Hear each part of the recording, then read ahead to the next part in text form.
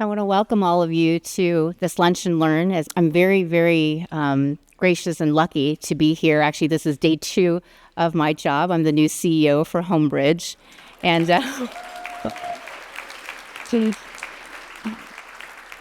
we are an incredible organization made up of a lot of very wonderful people, including our caregivers. And so today I just wanted to say a couple of things. One is that, caregiving, as you can see, is very challenging, very difficult, but so needed in our community with the growing older population and the growing need in our community to really take care of our older adults and the most vulnerable adults. This is so important. And back in 2022, we launched this program that you're going to hear much more about, Career Pathways. And it was in the essence of the master plan for aging. It was really born out of that master plan where caregiving, both in terms of recruitment, building up, and then building skilled and experienced and trained caregivers, such an integral part of that plan. And through that plan and through that program, we were able to launch this. And we would not have been able to do this without the collaboration and partnership of all of our partners, of whom you're going to hear a lot from today on the panel. So I hope that you're going to gain some insights. I hope it'll spur some thought in terms of what you want to do in your communities, in your states across the country, and certainly in our neighborhood here in the Bay Area. And so I'm super excited to be doing this on day 2, to be welcoming you to this Lunch and Learn. I'm excited to learn myself. And what I want to do now is really just introduce you to our panel moderator. And I want to get this right. She is the Vice President of Research and Evaluation for PHI. PHI is a national research, advocacy, and workforce innovations organization. She leads PHI strategy, and PHI is one of Homebridge's Career Pathways program partners. So I'm super excited to be turning this program over to her. So, Kezia. Thank you. Well, thank you, Min, and welcome, everyone. It is so good to see you here today.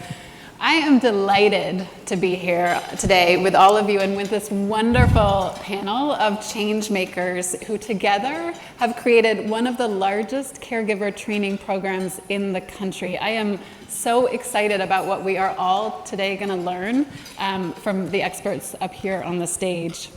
So just to note that we will have time for questions from all of you a little bit later in the program. So you'll see on your table there's yellow and green cards. Please at any point write down your questions or comments on those cards, and there will be members of the Homebridge team coming around to pick them up and bring them up to us so that we can address them later.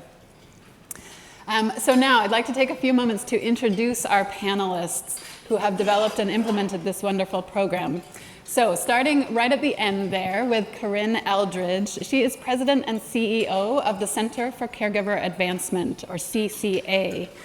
Corinne is driven by personal experience, witnessing the challenges faced by women in her family as caregivers, and she is committed to improving the long-term care system through workforce development and advocating for the visibility, respect, and dignity of trained caregivers as valued professionals. As President and CEO of CCA, Corinne has led the organization in training nearly 35,000 in-home caregivers and nursing home workers since the organization was founded in 2020. So that's a pretty good record in the last 4 years. CCA helped lead the effort to create the IHSS Career Pathways program and is one of its main implementers statewide. And Corinne currently lives just down the road in Los Angeles. And then moving down the row here, Kate Norris is the Senior Director for Growth and Innovation with Homebridge. Kate's background is in education, training, and workforce development, spanning diverse organizations and contexts, including roles designing training and workforce development programs with PHI, my organization, the Perkins School for the Blind, and Houseworks. Personal experience as a family caregiver for Kate fuels her passion for this work. And since joining Homebridge, she has spearheaded the launch of multiple initiatives, including and in addition to the IHSS Career Pathways program. Kate lives here in San Francisco with her family, which includes her newborn baby who is just 5 weeks old. And then we have Janie Whiteford, who is president of the California IHSS Consumer Alliance. Janie is a long-term, as many of you probably know, Janie is a long-term advocate for issues affecting seniors and persons with disabilities. After retirement, Janie became very involved with SECA is that the right pronunciation? Yeah. CICA, the California IHSS Consumer Alliance that she was instrumental in developing. Janie also represents CICA and consumer-driven caregiving practices in many other nonprofit organizations and state policy committees and collaboratives. For many in California, Janie is the voice of the care recipient community. Her extensive involvement with and advocacy for IHSS has given her the opportunity to understand this complex program and work to improve it for both recipients and providers. Having acquired a significant disability 35 years ago, that has given Janie an intimate perspective on the many issues affecting people with disabilities, particularly in the area of long-term services and supports and the philosophy of consumer control. Janie has 3 children, 7 grandchildren, and she currently lives with her husband in the Bay Area. And then Eileen Norman, right to my immediate left, is the executive director for the San Francisco IHSS Public Authority and is a board member for the California Association of Public Authorities. With her passionate spirit for social and economic justice, Eileen has over 15 years of experience as a leader at multiple nonprofit organizations throughout San Francisco. Her commitment to looking at community issues through an equity lens, alongside her practical approach to problem solving, guides the San Francisco Public Authority's mission to advocate and support older adults and people with disabilities throughout San Francisco. Additionally, Eileen serves as president for Little People of America, a national disability advocacy organization, and co-facilitates San Francisco's Age and Disability Friendly Task Force. Eileen currently lives in San Francisco as well with her disabled and proud family and their 2 fur children, Maeve and Ruth Barker Ginsburg. So what an esteemed group. We are so lucky that they have been able to take the time today to join this conversation. So just to take a moment to get a sense of the room here, how many folks here are from California? Okay, that's a pretty good representation. Who's from everywhere else? All right, that's pretty good too. Who considers themselves an absolute expert on the IHSS program in California? You want to come and explain? No, so let's start off with a little bit of level setting about the IHSS program. Eileen, can you tell us a little bit about the history of the program and who it serves? Of course. So IHSS, it grew out of a grassroots social advocacy movement in the 1950s that sparked the independent living movement. So from that came the philosophy that people deserve to be able to live in community, live at home, and be able to have the provider of their choice. So they are able to hire and fire their own provider of their choosing and receive that care in their home. Today, California has over 600,000 IHSS providers and around 700,000 IHSS consumers statewide. These are all Medi-Cal recipients, which for those of you not in California, that's our Medicaid program. And it is the largest LTSS program in the state, both in spending and in reach. So it is administered by the California Department of Social Services, and each county has a level of administering it within that local level. Additionally, most counties have a public authority, which is what I work at, and that helps people that are enrolled in IHSS be able to navigate the system, helps people get enrolled, helps people connect consumers and providers together, and it offers support in enrollment, in retention, in training, and in advocacy. Thank you for that explanation. So California really is quite a unique example of a system of service provision. But I'm going to take the moderator's privilege for a moment of encouraging everyone here today to kind of hear the content in terms of what we can learn for California and what we can learn for other jurisdictions as well. Even sort of given California's uniquity, I think there's a lot that we can learn in terms of replication elsewhere. So Corinne, to move us into the Career Pathways program, can you tell us more about the program and what it is and how it came to be? Sure, thank you, Kenzia. Can folks hear me? No? How's the volume? Yes? No? I'm getting no's, I'm getting yeses. Sarah says yes. All right. So, programs like this don't happen out of the blue.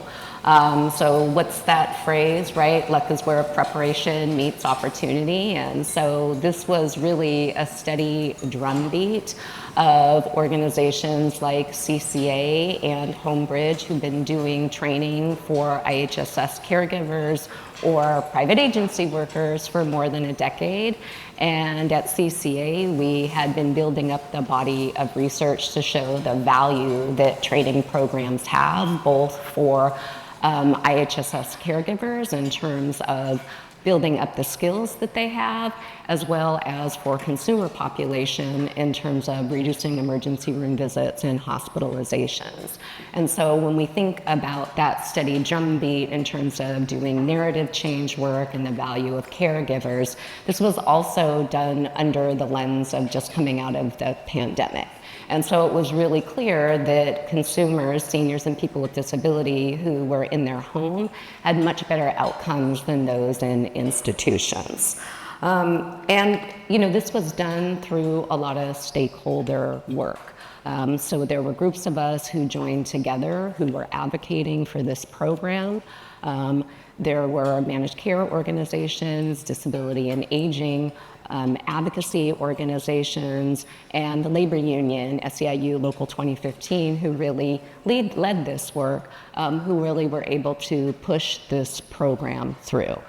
So there's a large group of folks who moved this work ahead. And it's all done really in service to meeting both the needs of California's growing, aging population, as well as ensuring that there are caregivers who have a set of skills to meet the needs, knowing that the population of caregivers, the available caregivers, are really decreasing. Great, thank you so much.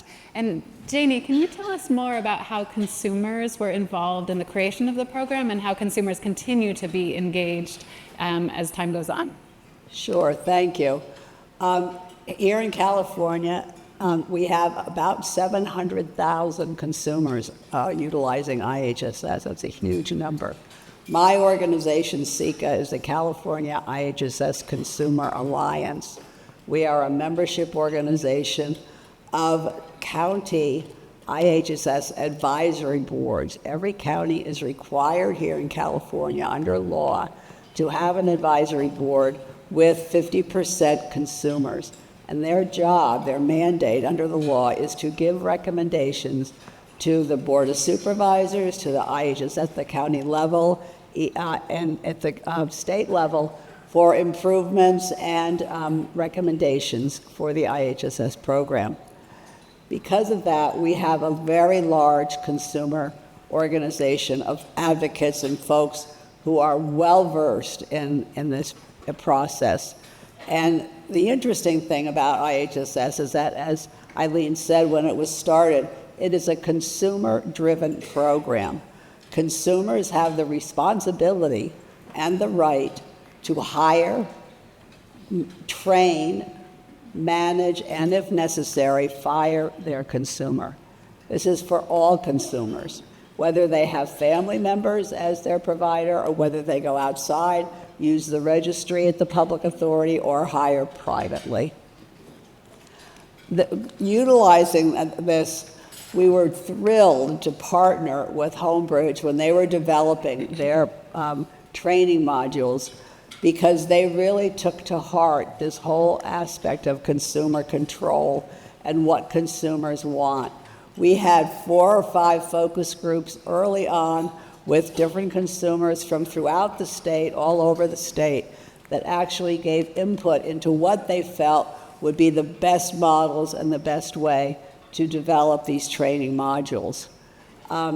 They also, now, currently, after we've had about a year with the training modules out there, we are starting, again with Homebridge, to have focus groups where we've done six of the modules already and looked at them from the consumer perspective with consumers in this focus group to let them know, is this right? How did we get this right? How does it look? What needs to be improved? How can we change it to make it better? I think next month we have 4 more. We'll be reviewing 4 more of the trainings. So that to have consumers in this process is absolutely huge. And for the consumer, it's the opportunity to really look at that relationship between the consumer and the provider, which is so key. If that relationship works, the situation works. The consumer gets what they need, and the provider's job is a lot easier. Looking forward, I always say, consumers, even though this is a self-directed program, they are supposed to be directing their own care. A lot of folks don't know that. We really need to look at the consumer piece of it. And wouldn't it be wonderful if consumers could go with their providers and get the training together? I think it's something that we need to look forward to. Thank you, Janie. I just want to pull out from what you just said, and Corinne as well, that the clear importance of having this be a sort of a co-created process from the get-go, involving all of those who have a perspective on the training needs of providers and consumers, and having providers and consumers at the heart of all of that, and not just at the beginning, but on a continual basis as the program is implemented and improved over time. So thank you. Kate, Homebridge has played a critical role in implementing the Career Pathways program. Why did you all decide to take this on, and what has been your experience with the program so far? Yeah, thanks, Kezia. So Homebridge has been providing training to IHSS providers in San Francisco since 2010. So we have 14 years of experience with this training, much like CCA. And in that time that we've been training providers, we've just really seen the incredible need and the incredible demand for this training. We've met family caregivers who are thrust into caregiving roles that they are woefully unprepared for, feeling overwhelmed, ill-equipped, desperate for the skills that they need to provide great care to their loved one. We've also met providers who, even professional providers who, because the IHSS program has such a diverse set of consumers, you can have a caregiver or provider who's very experienced, but who might not have the skills needed for this individual consumer that they're now find themselves working with. And so we were meeting providers who, when met with a situation with a new consumer that has needs that they do not know how to provide, they get overwhelmed and they leave the professional altogether. Because it's a heavy responsibility and you want to get it right. And then we've also met consumers who were seeking caregivers on the registry.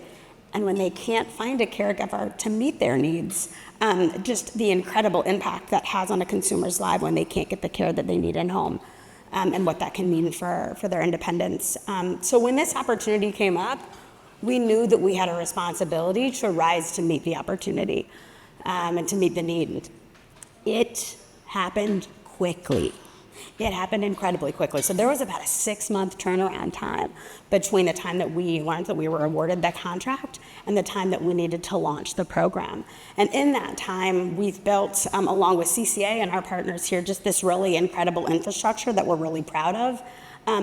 But even within that infrastructure, so as an example, in April, we have 1,600 classes that we're running. So just a huge scale. But even within that scale, demand is off the charts. I mean, our classes are more popular than Taylor Swift tickets. Like within 48 hours, honest to goodness, within 48 hours, the tickets are gone, and you've got Facebook groups with caregivers saying, does anybody know if there's an opening over here? Is somebody dropping out? So they're wildly popular. And 80% of our classes have wait lists. So we know that the demand is there, and we're just so honored to be a part of meeting that need, and really meeting caregivers with the skills that they need, with the community that they need, and the compensation that they deserve to get. Maybe I should note this: they are paid to participate in the training, which is a key important part of this program. So we're giving caregivers the skills, the community, and the compensation they need and deserve to continue this really important work. Great. Thank you all so much. So now I'm going to ask each of you to reflect a little bit more on lessons learned through this program, particularly coming back to that point about replication. So what can everybody here in the room take back from what they learned today to their own jurisdictions about how to successfully initiate, design, implement, evaluate, and scale a program like this? So Janie, I'm going to start with you this time. From your perspective as an advocate, as a consumer advocate, what are some key lessons learned from California's Career Pathways program? Primarily the involvement of the consumer in the development of the program. It is absolutely critical that you do this. The consumer has a lot of the pieces, has a different perspective than the providers, and that the interesting thing is that the provider needs to know the consumer perspective, and the consumer needs to know the provider perspective. This gives you that opportunity to work together as you develop this curriculum. Moving forward, I think it's absolutely vital that we look at the whole piece of consumer education, which we have not done here in California. And I think that this process that we've done with the providers, knowing how important it is, whether it be the family providers or the independent providers, that the consumer can benefit from this too. Thank you. Right, thank you, Janie. So Eileen, we talked about the complexity of the California landscape with the public authorities. What has it taken to roll out a program like this across the state? And what would you say are some of the key experiences here in San Francisco and statewide and learnings to take forward? Yeah. Well, here in San Francisco, to start, we have about 27,000 providers serving somewhere around 29,000 consumers. So we're experiencing a caregiver crisis, a caregiver shortage. I'm sure that that's not been spoken about anywhere else at this conference. So definitely we're not alone when trying to address that, and we're just trying to do everything that we can to professionalize this role, to show the value of this role, and to make sure that everybody understands that and promote this work. So while all of us in California are struggling with this, though, there's kind of a rule as far as California goes, where if you see one county in California, you've seen one county in California. We're not all the same, from metropolitan to rural, large to small, languages spoken, demographics that make up that county. So it's really been a challenge to try to find something that makes it universal throughout all of these places. Here in San Francisco, we had the fortunate opportunity that we've been partnering with Homebridge for a really long time, and so we had training programs before. Other counties had no training programs in some places, and some had some level of training program that was optional that people can opt into if they wanted to. So this was a really great thing, and in the fact that it happened when we were coming out of the pandemic. So it was a time that the value of IHSS providers was could not be made more important in the role that they played to get us through that time. And so now all of the counties have this equal opportunity to access training for their providers and to make sure that we can together speak the language of promoting that work and professionalizing that work and speaking to the value of that work. That's wonderful. So sort of leveling the playing field with regards to access to this kind of opportunity, and also, I love that, creating a common language across the state about the importance of it. Well, Corinne, as one of the training providers, what key lessons would you like to share about how to implement an epic training program like this one? Yeah, there's a lot. As we have been working in conjunction with our partners here on the stage, and in particular deeply with Homebridge, we have a lot of common observations and lessons learned. The Taylor Swift comment is no joke, right? We use that internally in our organization. Our website crashes. We love IHSS workers, and they get angry at us because we do not have the availability of classes. We have waiting lists for all of our classes across all of our languages. It's really important when you're scaling a program of this size to know, as we talk about this particular program, it was a lot that was done really quickly, and perfect is the enemy of the good, right? So it's really important to keep that in mind, the number of workers that there are across the state, the diverse languages that there are across the state, the fact that we were able to get to 8 languages over, hundreds of modules, it's really incredible. Courses provide much more than skill development.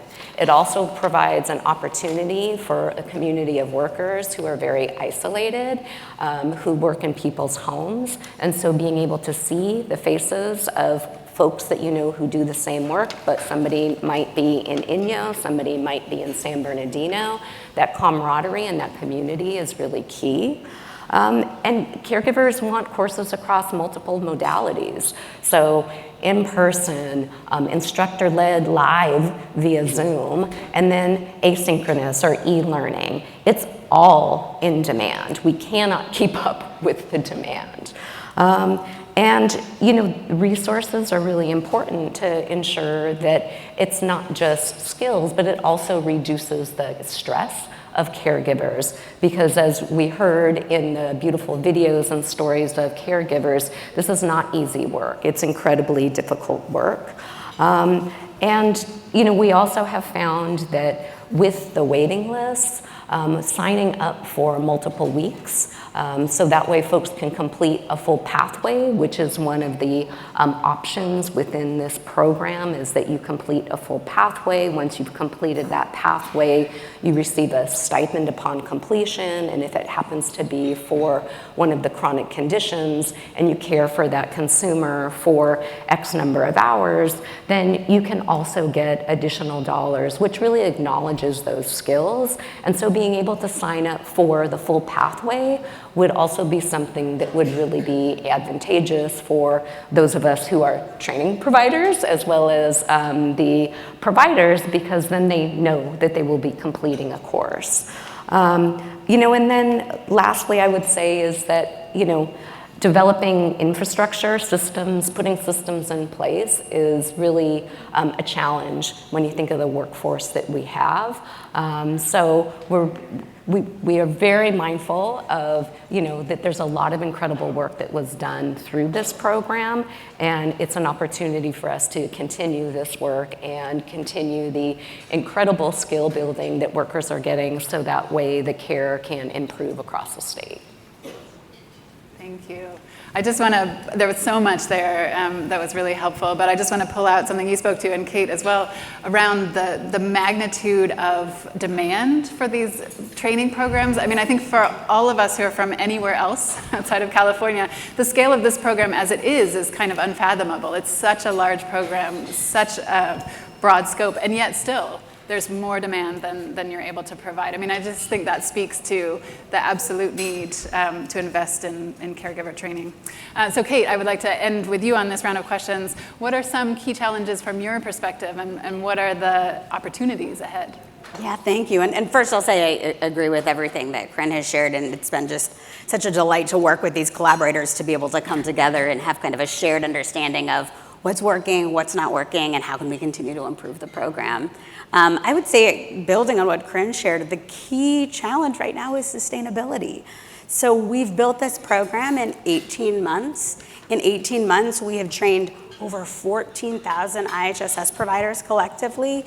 There are over 600,000 IHSS providers. So we have a long way to go, but we're coming upon a fiscal cliff, and right now the program is set to end at the end of this year. And it is a really difficult budget year. And so resources are challenging, and really kind of every dollar is being looked at. And so we're coming together as a coalition to say, we've built this infrastructure, we've got this momentum, this incredible demand is there, and we're not done. The work is not done, and we want to continue to this work. And I want to just kind of reiterate, when I say we've built this infrastructure, what has happened in the last 18 months? It is an incredible infrastructure. So like first just getting these collaborators together, working together, getting that engine moving, the scale of the curriculum that's being offered. This isn't like a CNA program or a home health aid program. It's quite different in the diversity of the skills and knowledge that one individual provider needs to have to be able to meet the needs of the very diverse IHSS consumers. So the range of the curriculum offered in over 8 languages, in multiple modalities. We have roving training teams traveling the entire state with Hoyer lifts. Just imagine that, people. We've got Hoyer lifts on the backs of pickup trucks going from county to county training people. We have then, online, on demand. So just like this incredible infrastructure has been built, and we've got this momentum, and we are not ready to stop. And so that's really the challenge now, is how do we keep this program going? Great, thank you. Okay, we're gonna turn over to you all in just a moment for your questions, so make sure you're scribbling them down. But I just want to take the opportunity for one more sort of last thought on this from each of you, and we'll try to keep it pretty brief so we have enough time for the audience Q&A. But what would you, thinking about the fact that this program has been underway for less than 2 years, just really a little over a year, what success would you like to highlight? What's your sort of like parting thought on the rollout of the program so far and where we're going now? And I'll start with Corinne and we can move up the line. Gosh, there's so many things, but I will keep it to 2, and that is, having training available in languages that meet the diverse needs of both our consumer and provider population is key. 8 languages doesn't meet the needs of Californians, but it is more than we were able to do before. And the other thing I will highlight is that we were able to pilot, launch, and do continuous improvement on an autism training program. And so we need to remember that it's not just seniors, but it's individuals with disabilities. And that is one of the programs that makes our server crash. Like the need for, parents are really wanting to have this training. Okay. Yeah. Yeah, just the autism curriculum you've developed has been amazing. We've heard some wonderful things. The word that comes to mind for me is community. Just really, really proud of the community. And I'm proud of this community, this coalition that we've built around this program, working together, but also really, it's been amazing to see the coalition or the community built amongst IHSS providers themselves. So they've launched a variety of different community Facebook groups where they initially started supporting one another, accessing these very in-demand classes, but that community has grown very organically, so much so that Homebridge has now built its own online community to create a space for IHSS providers beyond Facebook. That's now not just about this program, but it's about sharing tips and tricks and advice and connection. And I want to say we have, didn't write down the number, but we now have thousands of providers already on that community without any advertisement, because there's just such a demand and a craving for that community. So that's what I'm most proud of. Thank you. Oh, so much, but I've mentioned a lot of it. To me, of course, is the consumer involvement, which we are so thankful for. The consumers are thankful for that too. We also, at the beginning we were afraid that folks would be taking these classes and then they'd be moving up and out of actual IHSS and moving on to other areas in the healthcare field. We have not found that to be the case, which is really rewarding, that our folks are being trained and that they are staying within the program and finding this valuable. I would love to see some statistics on the effect on the relationship.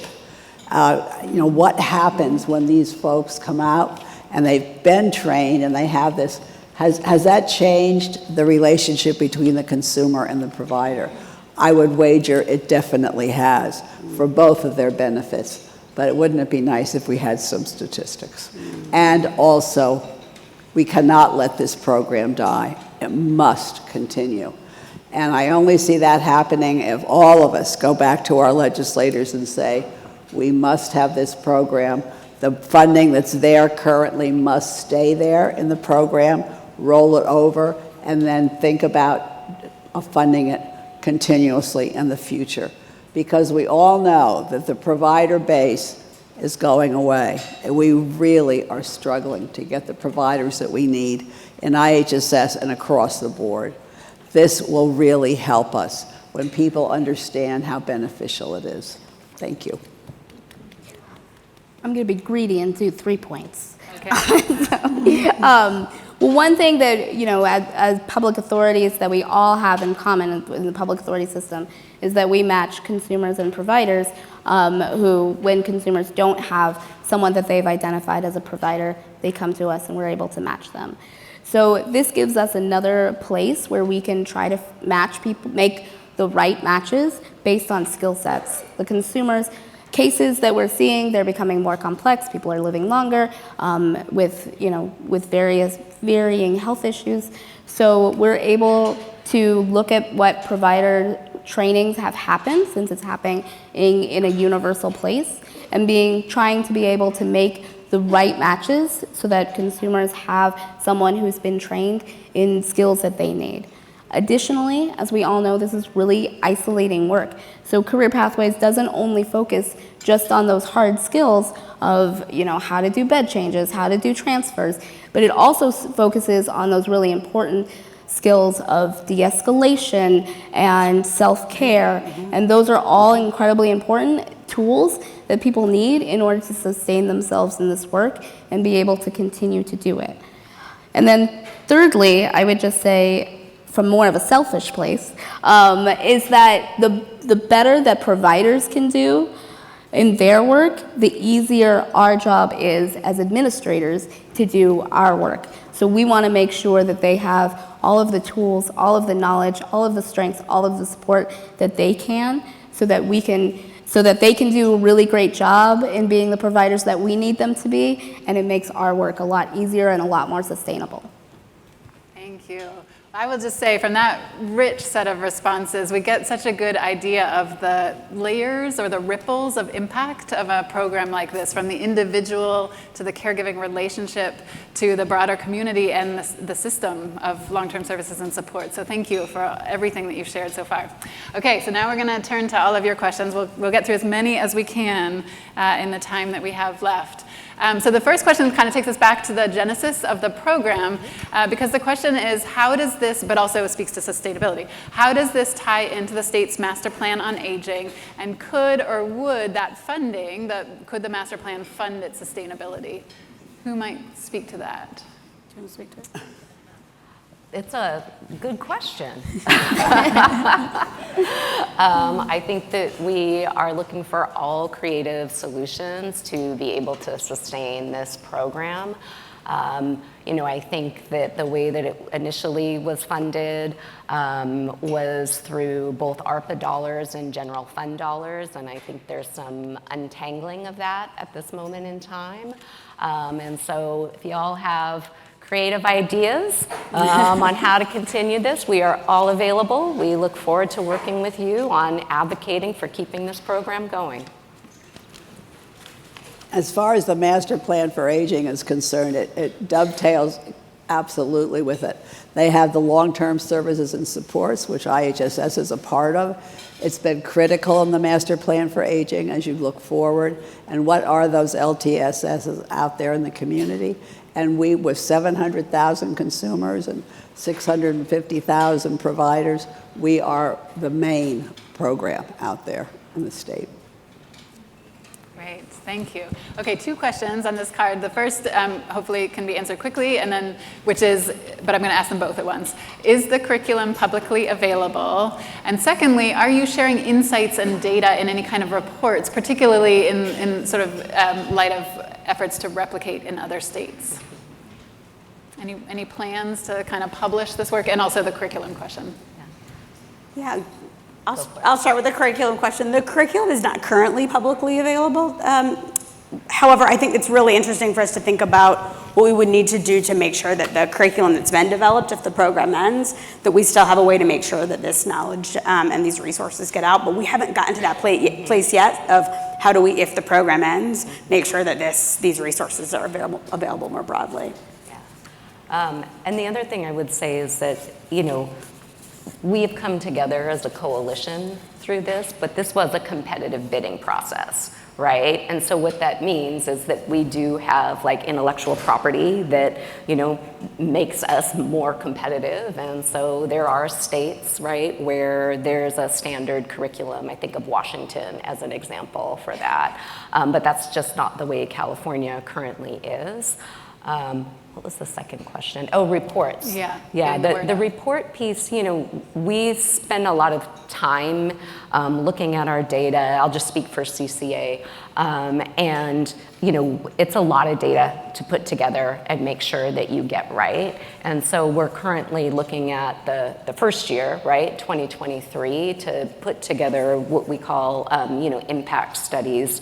And so I'm sure our collaborative partner, Homebridge, we could think about how we can do those things together so that way those can be shared learnings, not just across the state, but for others as well. I have a question for you. Can't they go to the state website and the social services and see what the courses are?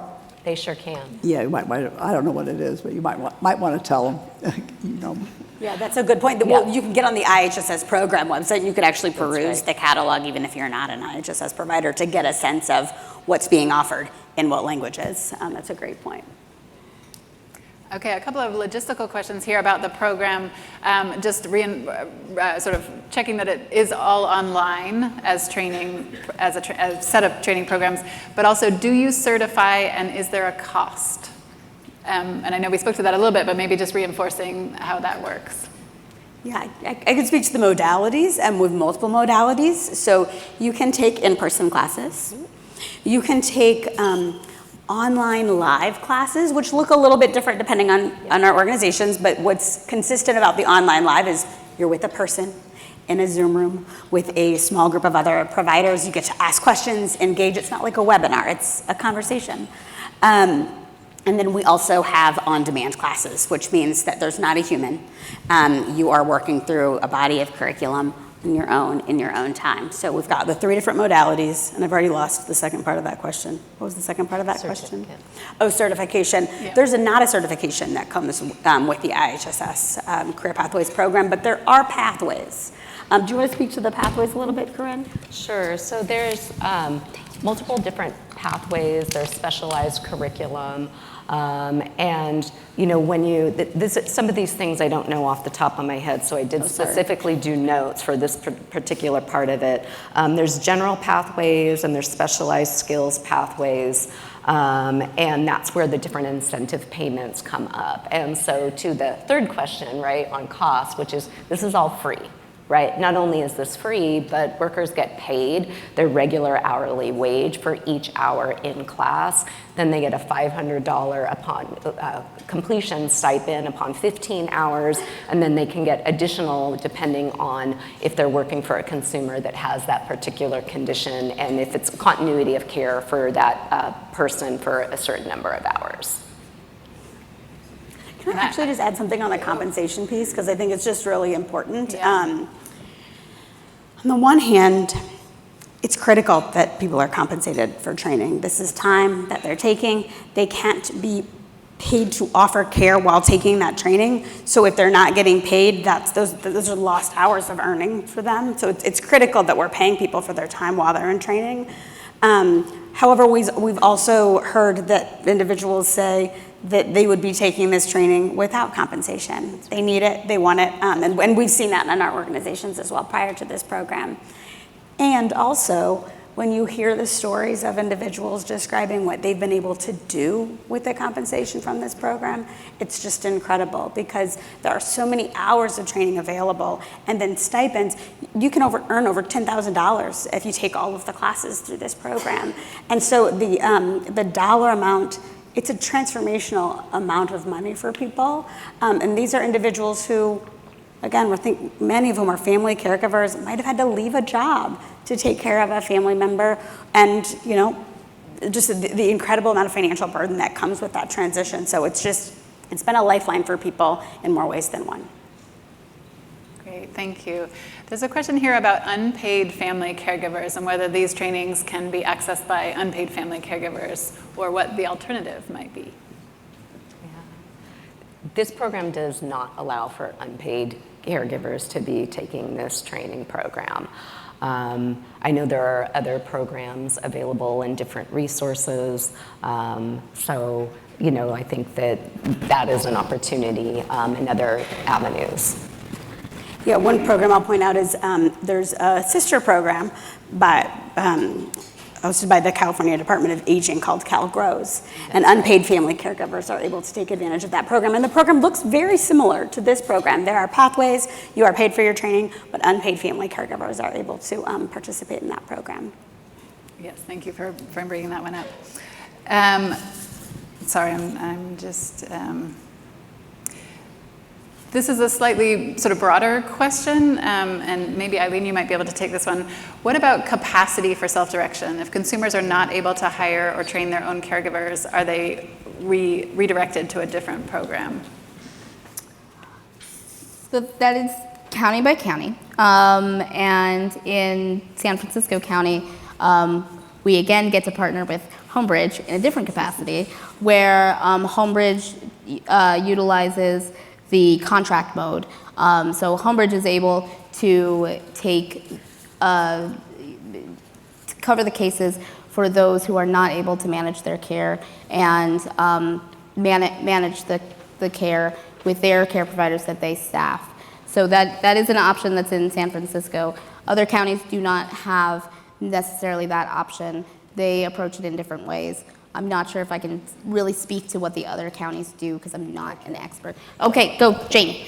You do it. Yeah, this is a topic near and dear to our heart, Sika's heart, because we know that there are consumers out there who cannot manage their own care, whether they have dementia, Alzheimer's, whether they have developmental disabilities that are really profound, where they can't manage their own care, and they fall through the cracks. Every county, as we said before, is different here, and some counties, like San Francisco, are very wealthy, and they have the opportunity to partner with Homebridge with the contract mode. There are no other counties that I know of that actually contract with the partner mode, with the contract for that purpose. I'm from Santa Clara County.